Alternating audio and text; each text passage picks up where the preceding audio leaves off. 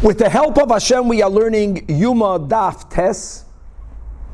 We just finished yesterday learning about the reason why the chamber in which the Kohen Gadol was sequestered in, was quarantining in, was called Lishkas Parhedrin. And as we explained, that Parhedrin is a word or a name given to relatively low-level officers. And the reason why that chamber was called Lishkas Parhedrin was because since, sadly, there was a tremendous turnover of Kehanim Gedolim during the times of the second Beis HaMikdash. And being that these chambers were the private chambers of the Kohen Gadol, and each one remodeled those chambers according to his taste. So just like the office of Parhedrin, that's such a low-level office that every year the king hires new Parhedrins. Similarly, this office underwent a change very sadly. Every year we have a new Parhedrin. Now, we're going to have today a Mishnah that's going to be using the word Parhedrin, which will mamish back up the understanding of the word Parhedrin, and that's going to be a Mishnah concerning the laws of the Mai. So it's an opportunity to review the din of the Mai, as we'll explain in a moment. And then we're going to learn more about the frequent turnover of the Kehanim Gedolim. We're going to be learning Mepnei Ma Chorva Shiloi, Mepnei Ma Migdash Rishon, Mepnei Ma Chorav, Migdash Sheni, Mepnei Ma Chorav. These are the famous Gemaras. And here is the source of the second Beis HaMikdash was tragically destroyed because of Schina, because of gratuitous hatred, meaning, as the Rebbe always emphasized, that it's important to know why something was temporarily taken away from us, because we have to fix that as we are to get it back. We will also be learning, very interestingly, an approach that had the Jewish people returned to the Holy Land, the Ein Masa, everyone, when Ezra rebuilt the second temple, then the Shechina also would have fully returned the Bayis Sheni as it was in Bayis Rishon. And we're going to have, if we'll have time, a very interesting way of behavior, a MO of Reish Lakish, that he had a rule, with a very few exceptions, that he never would converse with people in public. We'll explain why, and a lot more. Let us start on Daf Ches Amud Beis, 3 lines before the bottom of the Amid, Tanan Hassan.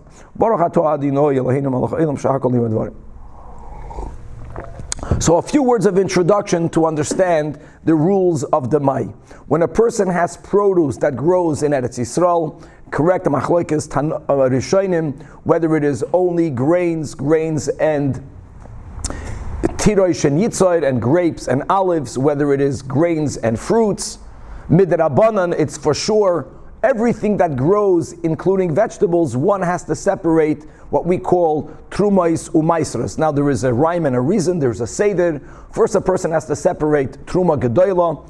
Truma gedola was established as separating 1 out of 40, 1 out of 50, or 1 out of 60. So normally we refer to the 2%, which is the average person separation of truma gedola. After you separated the truma gedola, then from what remains, you separate now 10%, known as Ma'aser Rishon. When the Levi receives the Mais, and it goes to a Levi, Truma Gedola goes to a Kohen, Ma'aser Rishon goes to a Levi. The Levi has to separate from his Ma'aser Rishon another 10%. Ma'aser min ha-Ma'aser, or Trumas Ma'aser, or 1% of the total, 10% of 10%, and that also goes to the Kohen. Then the owner, after separating Truma and Ma'aser Rishon, so on the first and second year of the 7-year Shemitah cycle, the person then, from what remains, separates Ma'aser Sheni, a second tithing, which really belongs to the owner, but that produce has to be consumed in Yerushalayim, with more details. During the 3rd and 6th year of the 7-year cycle, after separating Truma Gedola and Ma'aser Rishon, the owner has to separate Ma'aser Ani, and give it to the Ani.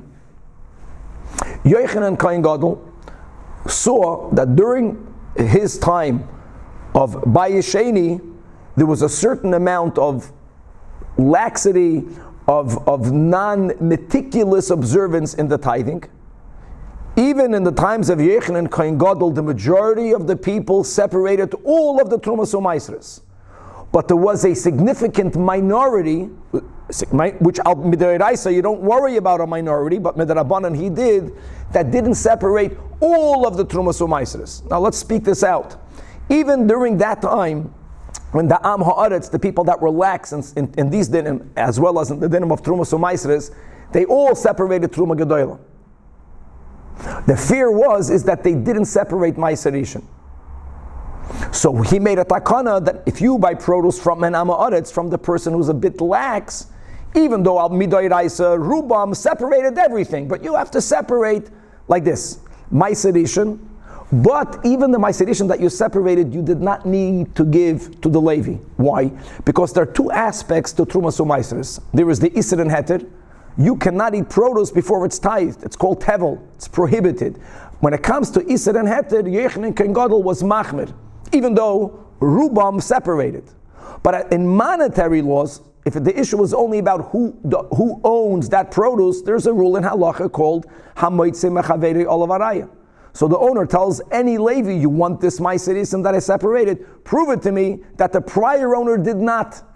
And without that proof, you get to keep it. And you get to eat it. So why do you have to separate it? In order to be able to separate from it Trumas Maiser. Because Trumas Maiser, Maiser Mena Maiser is in the category of Isser Veheter. Because the produce is called Tevel if you did not separate it. And more than that, just the separating of Maiser Rishon also has an aspect of before you did that it's Tevel. So to cover the Tevel aspect, you separate Maiser Rishon. But you don't have to give it to the Levi. Maiser Sheni, you have to separate, and you eat it in Yerushalayim, even from the Mai. Maiser Ani, there's really a machloikas of the Rishonim. Is it that you have to separate it, but you don't have to give it? Same concept of Hamoitzi Mechaveri Olav Araya. You can tell every Ani, you separate it just to take away the Tevel or the potential Tevel aspect, and some Rishonim hold that you don't even have to separate Maiser Ani. But as we mentioned, you do separate Maiser Sheni, and then you eat it in Yerushalayim. Says a Mishnah that Yechanan Kohen Gadol and the Chachamim, they were lenient when it comes to bakers. And as we'll see soon, that in order for the baker to actually be able to make a living, the Chachamim felt that if we will impose this strict be chayish to a significant minority, which you don't need to midai raisa. If we're going to impose that on the bakers, they b'chlal won't have any money left. They won't be able to make a living. You're going to close the industry of bakers down. So let's read the Mishnah. Tanach toimim bakers leichivu oisen chachamim lahafrish. The chachamim did not demand of them to separate from the mai only trumas meiser. Like we mentioned, it's really truma gedolah. No one separates. Meiser Rishon you separate, but you don't have to give it. You separate Meiser Rishon in order for you to separate Trumas Meiser, and yes, you have to give it to the Kohen. And Challah, by the way, is not connected to the Mai. Everyone always has to separate Challah because the obligation of Challah only goes into effect when you mix the flour and the water. So if I buy produce from a Talmud Chacham, there's no Damai, I also will have to separate Challah when I begin to make the dough. But we just want to mention, you have to separate Meiser, Trumas Meiser. You have to separate Challah. And what the Mishnah is really teaching you, is teaching you a din through omitting Meiser Sheni. Because if you would not be a baker, the other step that you would have to do is separate Meiser Sheni. Like we mentioned, Meiser Rishon is separated. It's not mentioned in the Mishnah because you don't give it. Even according to the Rishonim that you have to separate Meiser Ani, it's not mentioned in the Mishnah because you don't have to give it to the Ani, again because of Hamoitze Mechaveri Olav Araya. Okay, so now says the Gemara, Bishleim Truma Gedolah Loi. Why do you need not separate Truma Gedolah even after the Takon of Demai? The Tanya, as we learned in Abraisa, turning to Daf Tes, Lefi Sheshalach.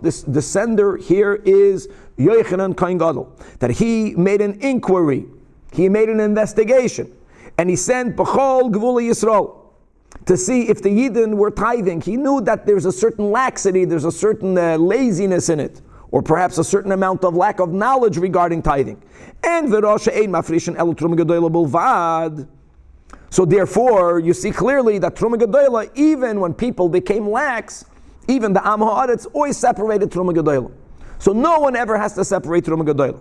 Furthermore, the Gemara explains that Meiser Rishon and Meiser Ani are not mentioned in the Mishnah in the Mai.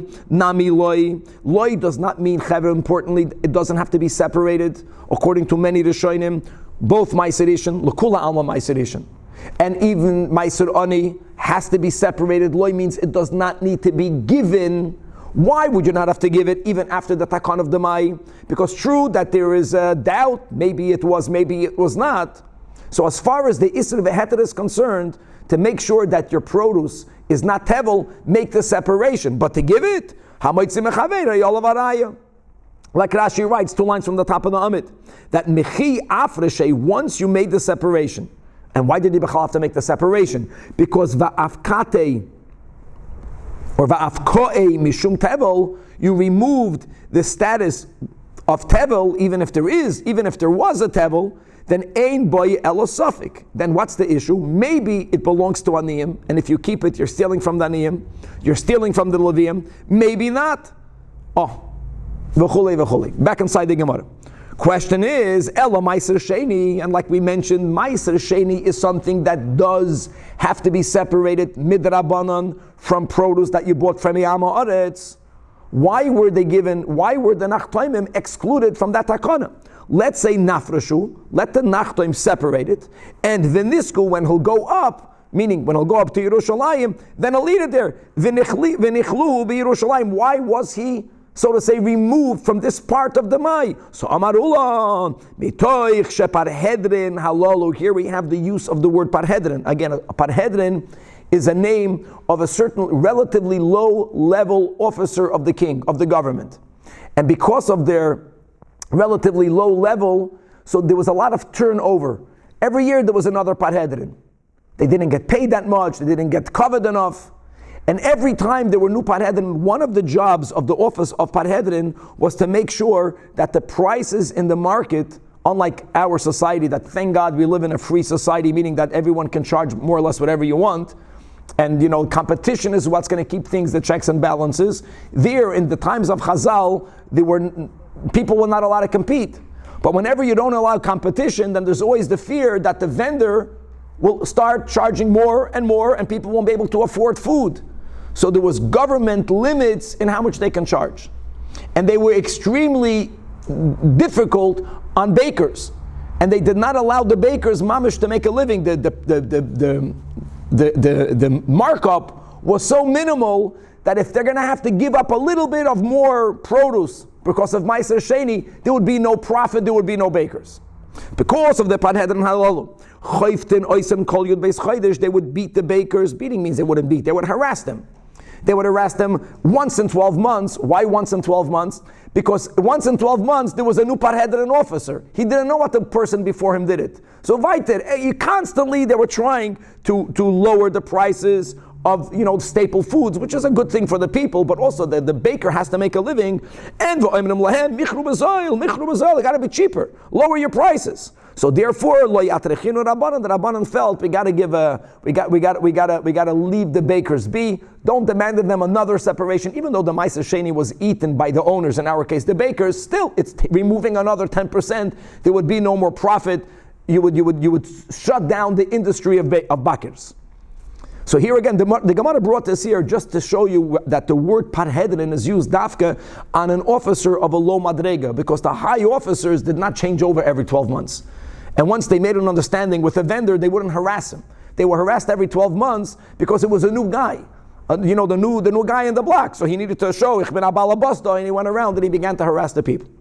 Now what's the taich of the word Parhedrin? My Parhedrin. So the Gemara says, Purse. Purse means a superintendent. That's the taich. Okay, says the Gemara. Coming back to this concept that the office, that the chambers that were designated to be the private chambers of the Kohen Gadol in the Beis HaMikdash was called Lishkas Parhedrin. Not because Chas v'Shalom we viewed the Kohen Gadol as a low-level officer, because they were turned over every year another Kohen Gadol. Now, this is the pasuk Amar Rabba Bar Bar Chana in the name of Rabbi Yechanan Maidichsif. What's the meaning of a pasuk here in Mishlei?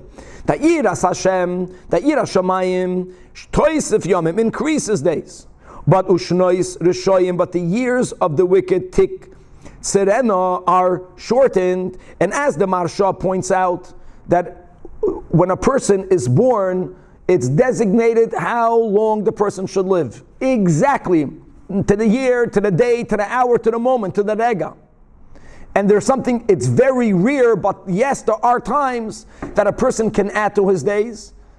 And God forbid, it's rare. There are times that a person can shorten his time. And that's what this pasuk is referring to.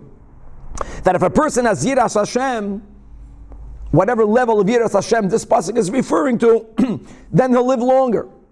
And God forbid, the opposite. So says the Gemara, where did we see that? Yiras Hashem Toisev Yomim, that goes to the times of Mikdash Rishon. Sha'amad Arba Meyes Ve'esr Shana. The first Beis HaMikdash stood for 410 years. Yet, V'lo Yishimshu Boi, how many Kahanim Gedolim served? Only, now our version is Elo Yud Ches Kahanim Gedolim. The Gra says that the correct version is Yud Beis Kahanim Gedolim. And what the Gemara is really implying is that those Kahanim Gedolim were given less time to live. But because of their service on their level with Yiras Hashem as a Kohen Gadol, God extended their lives. You should know that in our time, right before Mashiach, you'll notice that many of the great Rosh Yeshivas live very long. Many of the great Rabbanim of our Jew live very long. Why? Not because they took care of the health, because of this concept, that maybe they lived more than the years they were given. However, where do we see that the years of the wicked were cut short? That mamash refers to Mikdash Sheni. That Sha'amad Dalad Meyois Ve'esrem Shana. It stood for 420 years. And how many Kahanim Gedolim did we have? The Shimshu Bo Yoisin Mishloish Meyos Kahanim. There were more than 300 Kahanim that served. Now hold on. You will see in a moment that the average per Kohen Gadol was less than a year. Why? Because say Mehem from the 420 years, deduct Mem Shana 40 years to Shimon HaTzadik. Shimon HaTzadik, that was the first Kohen Gadol when we built the Bayis Sheni. He was a Kohen Gadol for 40 years. He was Takat Tzadik. Then Ushmoinim, there's another 80 years, Sheshimesh Yochanan Kohen Gadol, whom we just mentioned. He was the one that enacted the whole din of Demai, amongst many other things. So how much do you have? You have already 120 years. So from the 420 years, we already accounted for 120 years in which there were only 2 Kahanim Gedolim. Furthermore, we're not done yet. Eser, another 10 years, were 10 years Shimesh, the Kohen Gadol by the name of Yishmael ben Paveh. Then V'amri Law. Now whether the second V'amri Law is supplementing Yishmael ben Paveh with Rabbi Elazar ben Charsaim, whether this Yeshayim is adding, doesn't make a difference. Yud Aleph, Yeshayim, V'amri Law, Yud Aleph, there was 11 years or another 11 years, Sheshimish Rabbi Elazar ben Charsaim. And now, Chavre, for the other years, every year there was at least one Kohen Gadol. I'm saying at least one Kohen Gadol because if it was only one Kohen Gadol per year, then you would not have 300, you would have less than 300. That means that some of them didn't even live a ganze Yor. Mikan ve'elach tzeva choshev kol echad vehem that loy hoitzi shenasei. And why loy hoitzi shenasei? Because as we said yesterday, they were lechatchila appointed because they paid for that position. They bribed their way into that position. They were completely unworthy. And lav dafka, they only passed away because they entered the Kodesh HaKodshim. Some, you make the cheshbon, some of them maybe never entered. Simply by the fact that they assumed a position that they should not have been assuming, their life was shortened. Oh, so now that we spoke about the shortening of the life of a Kohen Gadol, mamish, the flow, me'inyan le'inyan. In other words, when a Kohen Gadol is what Mishli calls a Rasha, his life is cut down. Now let's speak about the Beis HaMikdash being cut down. What type of behavior caused it to be shortened? So now we're going to speak about Mishkan Shiloi. We're not speaking about the Mishkan that stood in the Gilgal because it was like temporary from the outset. It was only there for the 14 years. 7 years to conquer, 7 years to settle.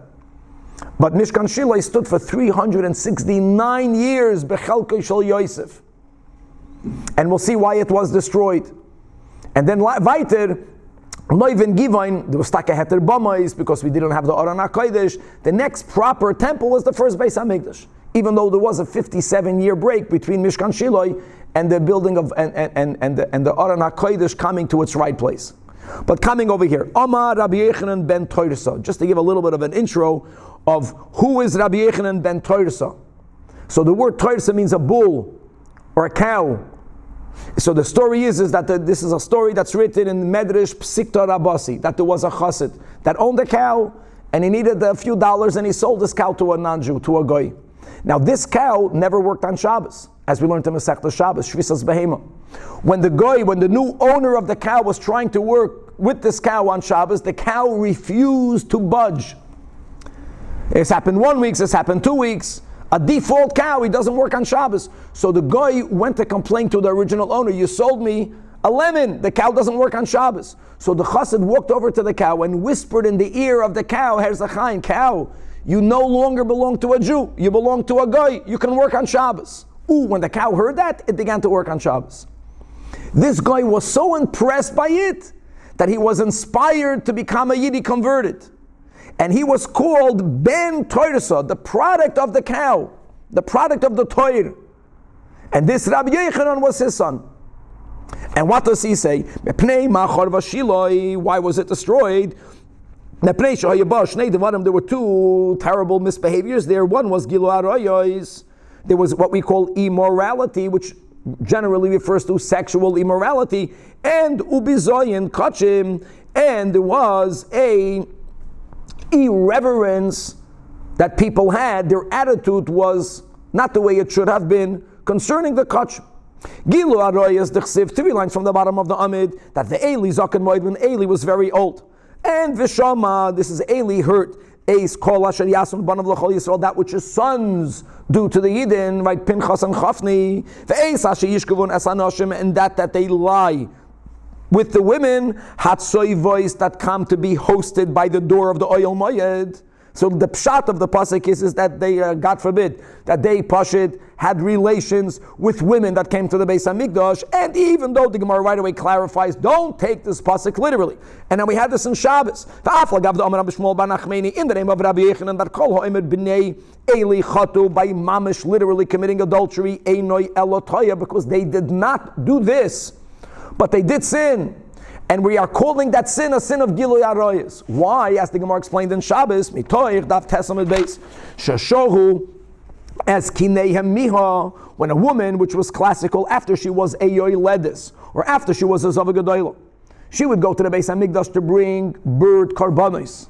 And she normally, we learned this in Shkolim, that there was a klal that if I deposited monies in the shofar of the kinim, let's call the shitas chachamim, I was certain that the kahanim will bring it on that day. I knew that. So I know I can't have, I'm a mechusar kapar until the birds are brought. It's going to be brought. There was a terrible laxity in the times of Bnei Eli. And they didn't bring it that day. They were in no rush. The moment I knew that if I put money in that box, my bird karbanis might not be brought today, I would wait to see until when it's brought. So sometimes I would not be able to return home right away. I would have to wait until the next day. Which means that had they gone home, they would have been able to be with their husbands. By them not being zrizin, by bringing it always on the same day, causing the women to linger on in Shiloi. Yet another day, they prevented these women from bringing with their husbands. And you know what the Torah calls that? The Torah calls that they had a relation with these women. Gilui Arayos. And umikan, to all of the Rabbanim that see Maris, or that are involved in Hilchas Nida, that they should understand the severity that if a Rav gets a Shaila, that he has to right away respond. And not delay another day. Because from a Yid, if he has a Safek Nida, he's not going to have a relation with his wife until he gets a Psak. Coming back over here. So, Mala Aleim HaKosav Ke'ilu Shechavim. Oy Gewalt. Bizoyin Kachim. Where do we find that there was an irreverence to Kachim Bisman? The children of Eli. And at the Chsiv, also a pasuk in Shmuel, that Gam B'terem Yaktiron Asachelev, when Karbanos were brought in Shiloi, before the Beis HaMikdash received its share, which is the Chelev, but not HaKoyin, right away the attendants of Bnei Eli, the youngsters, would come, and it would tell the owner, now if I bring a shlamim, for example, the Chazeh and the Shoik, I have to give to Kahanim, very nice, but I only give it to the Kahanim after first the Chelev is burnt on the altar. They right away demanded their share. And they would say, right away, give the chelik that belongs to the kohen now. I don't want you to cook it for him. Just give me the meat raw. And and the owner of the carbon would tell the na'ar that's coming as a shliach from the kaihanim, well, wait 1 second. First, let me offer the part that has to go on the mizbech, and then you can take the share of the kaihanim the way you want it. You want it raw, I'll give it to you raw. You want me to prepare it, I'm giving the part to the kaihanim, but let me first offer the part to the oibishter. And v'amar loy, no, ki ato titein. Give it to me now, ve'im loy. And if you won't give it to me now, then lokachti bechazak, I'll take it by force. So you see, as the pasuk says, "Vatehi chato chatas hanoarim." See, chatas noarim here in the Gemara means this. It means that they were rushing to take for the person before that which has to be given to Hashem. Vatehi chatos hanoarim gedoyel ma'oid es penei Hashem. And look at the words ki niatzu, which is really the source of Nazi, but niatzu means a disgraced, a real rebellion. Ki niatzu anoshim es minchas Hashem. So all guys, this is the whole Amud over here, even though we have other chazals throughout Gemara that speak other reasons why the Batei Migdash were destroyed, but this is from the 3 places, a whole Amud, and all of this is the statement of Rabbi Yechanan ben Toirasa. So Shiloi was Giloi Aroyos Bizayin Kachim. Vaiter Migdash Rishon mepnei Macharev mepnei Gimel Devarim shehoyu boy. Avodah Zarah, idolatry, Gilui Aroyos, immorality, and Shvichas Damim, and bloodshed, and murder. Avodah Zarah d'chsiv. And here we're quoting a pasuk in Yeshaya, where the pasuk says that Ki kotzar hamatzah mihistoreya, which means that the couch is too short for stretching out. The couch refers to the Beis HaMikdash, and when you have a little couch, there's only room for one person. If you invite another person, no one can get comfortable. And that was the words that he used. The Gemara explains, "My kotzar hamatzah mihistoreya, Amar Rabbi Yonasan, kotzar matzah zeh mihistoreya," that this couch, the Beis HaMikdash, is too little for 2 people. Mihistoreya olav shnei reim ke'echad, even if they're 2 reim. It's an interesting expression. So since the Yidden tragically brought in the Bayis Rishon mamish avodah zarah, so God says, no, there's no room for me in an avodah zarah. Ein anivahu yochaylam ladur. And Chevra, before we jump to judgment, just to remember, the Gemara will have in Yoma daf samach tes that take now we don't relate to the taiva for avodah zarah because the Chazal took it away from us when we built the Bayis Sheni. But prior to that, there was a terrible Yetzer Hara for avodah zarah, and tragically, Yidden fell into that one sin. Then let's continue with the pasuk in Yeshaya when it says, "V'ham masecha." Masecha means a mask. Tzara bihis kanes. The cover was too narrow. Now, the cover here doesn't mean a mask. Today, it means a cover.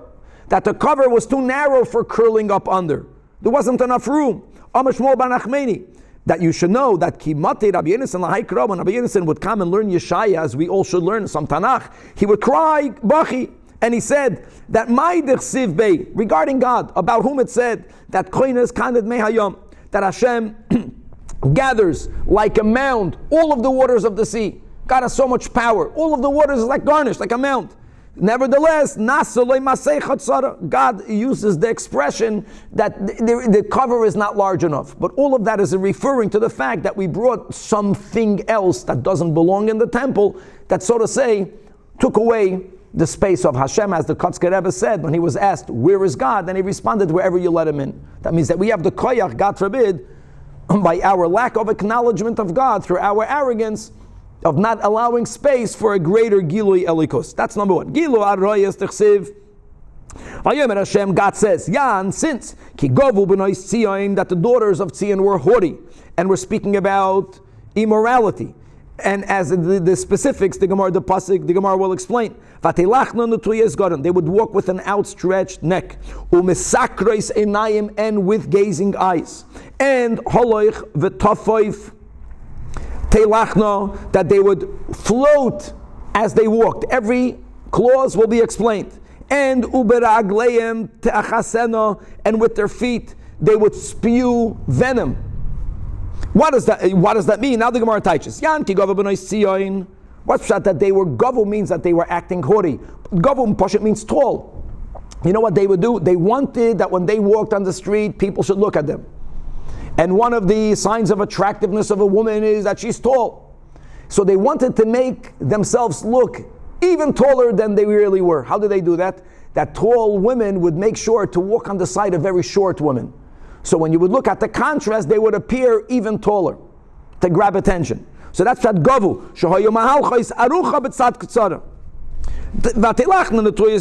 What does that mean? That they would walk in a very erect posture way. Gazing guys means that they would put on a lot of makeup. They would over make up themselves. They would float as they walk. What does that mean? That when they would walk, they would take very, very short steps. They would put the heel of one foot right in front of the big toe of the other one. They would take very short steps, for there to be more opportunity for men to gaze at them. And again, their feet would spew venom. What does that mean? That they would bring different types of perfume. And they would put it in their shoes, in between their feet and the shoe. And when they would walk by Bachrim, they would stamp on the ground. Stamping on the ground would, so to say, break the bottle or open up the container that would have the perfume spill out. And they would make sure that begashmiya, some of this good smelling fragrance would fly and would touch the Bachrim. So they would have on them some of the perfume of this woman that walked by. And umachnison behem yetzer hara ke'eres bechos. And like the venom of an angry snake, al chet shechatanu lefanecha beyetzer hara. We say, when we say vidui, every sin is yetzer hara. Yeah, but sometimes you already have a yetzer hara. Sometimes things are done that arouses the yetzer hara. Why did you do that? If you don't have a taiva, don't bring upon yourself a yetzer hara. And this is something that they did. And all of that led to Gilui Aroyos. And Shvichas Damim, where do we see the Negea Bayis Rishon, that there was a unacceptable amount, which is any amount of Shvichas Damim, Dichsiv, the Gam Dam Naki, Shofach Menashe Harbe Moed, that King Menashe spilled a lot of innocent blood. Again, you say a lot, sounds like there's a certain amount of, but the murder was going up, crime was going up. And you know how much Adash and Mili as Yerushalayim mipoy lepoy, that Yerushalayim from one end to the other was filled with blood. Guys, in Sanhedrin, Daf Kuv Gimel, we quote this pasuk, and the Gemara there gives two explanations. Number one is that Menashe killed Yeshaya Hanavi. And killing Yeshaya Hanavi was tantamount to having the whole city of Yerushalayim filled with blood. Or the Gemara says that Menashe tragically introduced a lot of Avodah Zarah, and there was an idol that was very large and heavy, and the way you worshipped it was by carrying it, and people were unable to carry it because it was so heavy, and they would collapse under it and it would crush them to death. Crazy. And he made the Yidden in Yerushalayim carry it, and so it was murder, aside of the Avodah Zarah part. Says the Gemara Vayted, this is all Yechanan ben Toirasa, Aval Migdash Sheni, so if the question is, if it got shortened, the buyer should stand, it's God's home. Why should God's home ever end? Oh, God ended because of a rishis. What about Bayesheni mipnei macharev? So here he says, mipnei shehoisaboy sinas chinam. We quote it, it's good to learn it inside. Because in Bayis HaMikdash there was gratuitous hatred. In other words, there was no reason for it. And from here we learn that sinas chinam, sheshekula sinas chinam keneged shalosh averos, that it's equal to all of the three big sins of avodah zarah and gilui arois and shvichas damim. Continues the Gemara that you should know, says Rabbi Yechanan, the shoyim havu, they were wicked, but but they trusted that God will protect them. Now, regarding which bias do we say that they were wicked, and they understood that their wickedness can bring about terrible calamity, but they also said, you know what, God is never going to do that. When did this happen? Says the Gemara that refers to the times of Mikdash Rishon. The Chsiv, as it says, that that their leaders judged through bribery. They ruled for a fee. Many dinim come from Kahanim, so they would pay them a fee to get a ruling that they liked. Even the prophets, bekesev yiksoimu, they divined only if you pay the money. Yet, va'al Hashem yishanu, they still relied on God by saying, Halo Hashem b'krebeinu. God Taka was there. So they said, if God is with us, no, there won't be repercussions. That's what they said. And lefikach, dafke, because of that, Hevi Aleim HaKadosh Baruch Hu, Gimel Gezedas, there were 3 Gezedas upon them, to show that like we said, don't say Hashem is a vatron. Hashem is patient, but there was a consequence, and it was 3, Keneged the 3, Keneged Gimel Avedas Shebi Yodam, with the 3 Avedas, meaning Avodah Zarah, Gilul Reis, and Shvichas Damim.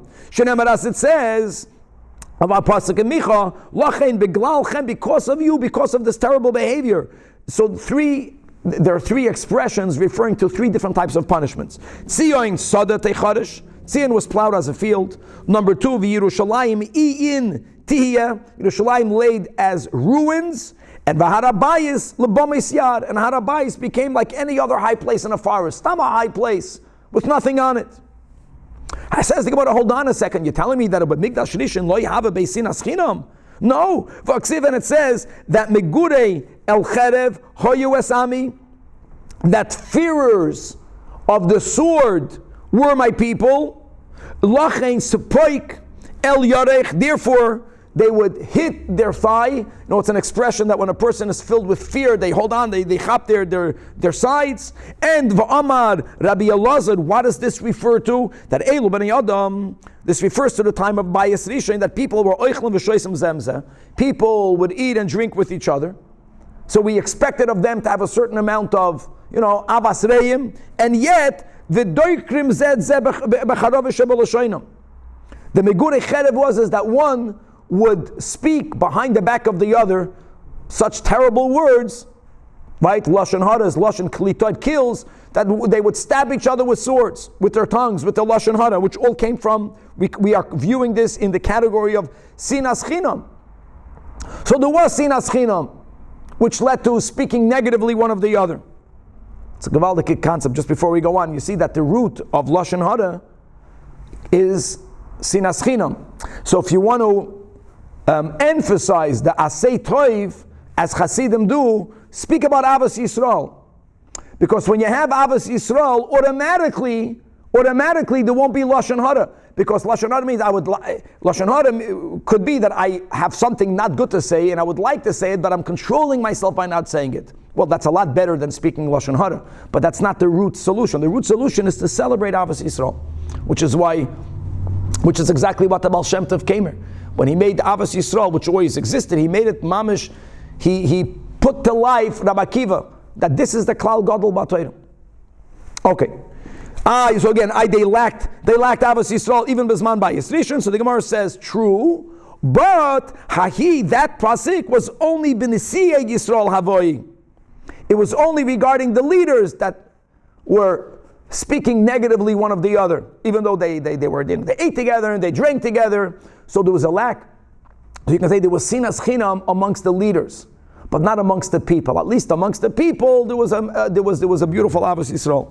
And the Chsiv, as it says, Za'ak, cry, ve'helel, and wail ben Adam, ki hi hoisa ba'ami, because she, meaning sinas chinam, was amongst my people. That's a pasuk, Bayis Rishon. However, the Braisa explains this pasuk v'tanya, that ziek v'hilel ben Adam, yachol hakoil, no, Talmud loimer he, ki he means not only the pshat, she, sinas chinam, but it was amongst Nesiya Yisrael. Masha'enk and Bezman Bayesheni, tragically, sinas chinam was amongst all. And again, and the other Avedas were not there. B'chlal, Avodah Zarah, the taiva was taken away of Avodah Zarah. And furthermore, you see, as we'll mention in a moment, Zman Bayis Rishon was destroyed for 70 years. And Bayesheni until today, Vadayin lo neshamo. You see what sinas chinam is. Says the Gemara, Rabbi Yechanan v'Rabbi Elazar, to Omri Tarvayim, Rishoinam shenizgala avoinam. The first, let's go to Pshat, in the Bezman Bayis Rishon, people that sinned, at least were honest that they sinned. they didn't try to hide their sin. Like we said before, they had so much bitachon in Hashem, nothing is going to happen to them, which is a terrible thing, but at least they did not conceal their evil doings. And that's why when they went into Golus, they were foretold, you're going for 70 years. So God did not hide from them the length of Golus. Nizgala Kitzim. But Achroinim, let's go in the times of Bayesheni, like we mentioned, what was known was Sinas Chinam. But there were other bad behaviors. Those behaviors were hidden. So since Lo Nizgalu Avoinam, they sinned in private, it's like we learned, in Nizikin, the difference between a ganef and a gazlan. And why is it that in the Torah, sometimes a ganef has to pay more than a gazlan? A ganef sometimes has to pay double. By a gazlan, there is no kefil. So what did we learn, Shat? That a gazlan, it's a terrible thing that he's a thief in public, right? He's a bandit, but he's not afraid of his fellow, of God, because he's stealing, he's not afraid of his fellow man. From Kenot in Ishmael. A ganef is someone that from God he doesn't fear. But a ganef means someone that steals in the hiding. He steals for no one to see him. A night thief, a burglarer, that's even worse. It's from the Eibishter you don't have fear, but of your fellow person you have fear. So here at least there was a certain amount of authenticity by people not covering up who they are. So God did not tell them how long the goal is. God did not cover up the length of golos. But they sinned in private. So therefore, God concealed from us exactly when the kates will be. Going back again, comparing the earlier generations, or generally Bayis Rishon to Bayis Sheni, that even only a fingernail of the earlier generations is better than the abdomen of the later generations. They were on a much greater level, explaining l'chura why the Bayis Rishon was only destroyed for a lesser amount of time. And especially when we have in Hasidus this comparison of a fingernail to shteching, which is speaking negatively of the other, that even though we just said that there was a certain amount of sinas chinam amongst their leaders, but it was not as bad, it was insignificant compared to the Kreisa Shalachreinim. Amalei Reish Lakish to his brother-in-law, to Rabbi Yechanan, Adarabah, Achreinim Adifa. Don't say that the latter generations were of a lower level. Punkt fakert. But the latter generations are the greatest generations. Because Afagav the Ikar Shibud Malchiyos. Shibud Malchiyos, my friends, just to appreciate that during the Churban Bayis Rishon, Babel, even the Babylonians were not, they wanted Jewish talent to go for them. But they didn't suppress us as much as the later Golus, and you can't even compare. We had a Reish Galusa. We had a Reish Galusa to the point that when the Bayis Sheni was built, most of the Yidden didn't even go back to Eretz Yisrael. That's because of the relative freedom that we had in Golus. So during the Zman Bayis Rishon, there was very little Shibud Malchiyos. During Zman, the Churban Bayis Sheni, and there's tremendous Shibud Malchiyos, yet we are still Oisik B'Torah. Says Reish Lakish, so don't tell me that the later the generation goes, the lower level we are. The opposite. The later the generations, and more tzaras, and more tzaras, and more darkness, and we're still here.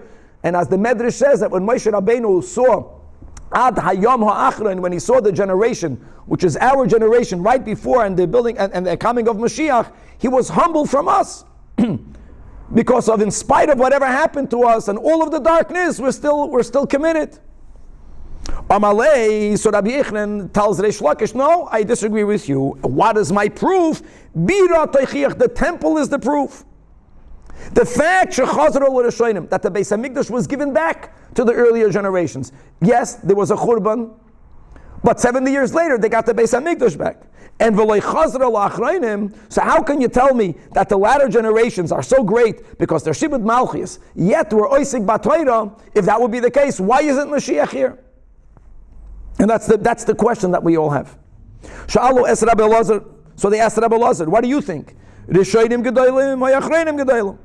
Amalahem tenuei nechem babira. Put your eyes on the bira. Or ikad amri, that he told him, eidechem, the witness is the bira.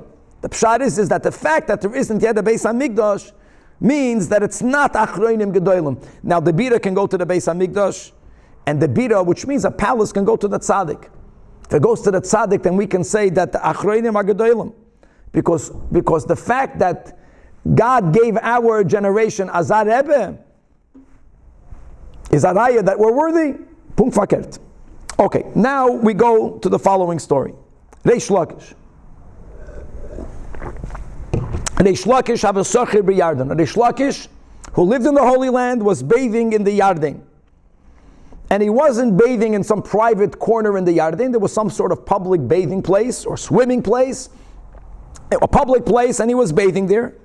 And Asa Rabba Bar Chana, he was walking by there. He noticed that Reish Lakish is trying to leave the Jordan River, and and he extended his hand. He wanted to help the great Reish Lakish walk out of the Yarden. What does Reish Lakish tell Rabbi Bar Chana, who lived in Bavel? Amalei says Reish Lakish to him, Elikah, God, Senina Luchu, hates you guys. God hates the Babylonians. Wow. Stark. Right? Rabba's coming to help him, and he gets Azah. The Chsiv, as it says, that if she would have been a wall, then Nivna Aleh Tiras Kesef, then a silver crown would have built on it. But V'im Delasi, if she is only a door, then Natsur Aleh Luach Eres, then we will only enclose her with a Luach of Eres, with a panel of cedar. What does that mean? So this is all what Reish Lakish is telling here, Rabbi Bar Chana, that had the Jewish people of Babylonia behaved like a wall has many bricks, but it forms one wall, meaning that if when Ezra built a second Beis Hamikdash, all of the Jews in Babel would have gone up mitzvahs Yishuv Eretz Yisrael, had they all moved together, Ezra, then Nimshaltem Kakesef. Then we, the Jewish people, would have been compared to silver. Why silver? Silver meaning she'ein rekev shoyled boy. No decay happens to silver. Which means he's saying the second temple never would have gotten destroyed. There wouldn't have been this diminution, as we'll learn a lot in this Masechta, of what happened Bisman Bayis Sheni compared to Bisman Bayis Rishon. There was a tremendous diminution of Gilui Elikus. So the Shlakish is saying this has to do not with the behavior of the people. This has to do with the fact that the people did not move to Eretz Yisrael. But Achshav now, Sha'alisim, that you only went up like doors, Kidalosois, you have a double door, one door open, one door closed, moving here, moving there, we're not all together. Some of them moved, most of them did not. Therefore, Nimshaltem Ke'eres, the Jewish people now are only compared to a cedar wood, meaning, Shaharekev Shoylad Boy, that there was a rekev and there was decay and ultimately it got destroyed. Mayeres, what's the meaning of the cedar? Amar Ula says, Sa Samgur. Samgur is a certain type of worm that eats up the insides of wood. What do we call it here in America? Termites. So, it's like a shell. So you look at a house, it looks like a nice big house. It's nothing inside. We were eaten up from the inside. My Samsagur, Amar Rab Abba, this means that Bisman Bayis Sheni, all we had was a baskoil. Bisman Bayis Rishon, there was a Gilui Elikus, and we had Nevi'im. Bisman Bayis Sheni, we didn't hear directly from God. Ke'ilu, we heard an echo from God, a baskoil. Gilui Elikus was needed to go through Derech Halbasha, not Derech Maiver, for it to come to us. Kidatanya, as we learned in the Braisa, that Mishamesu Nevi'im Achroinim, when the Nevi'im passed on, who were they? Chagai, Zechariah, and Malachi.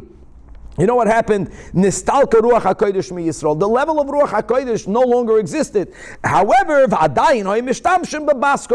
did we have this the last time in Erev and Daf Yud Gimel? That the Baskol said that Elu ve'elu divrei Elikim Chaim. So we always have a connection to godliness, but a tremendous drop in Gilui Elikus. And all of that, says Reish Lakish, to you Babylonians, is you Yidden in Golus, that you didn't go back to Eretz Yisrael.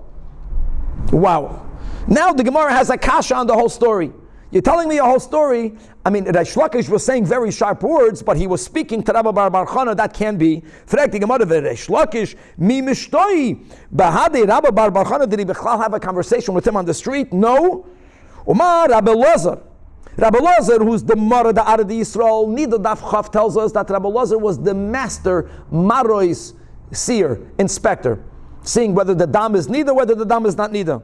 So and therefore they called him the master, the real Mara da Asad of Eretz Yisrael. Yet, even though as great as Rabbi Elazar was, Lo Yehava Mishtoi Rabbi Shlokish Badei Shlokish would never have a conversation with him in public.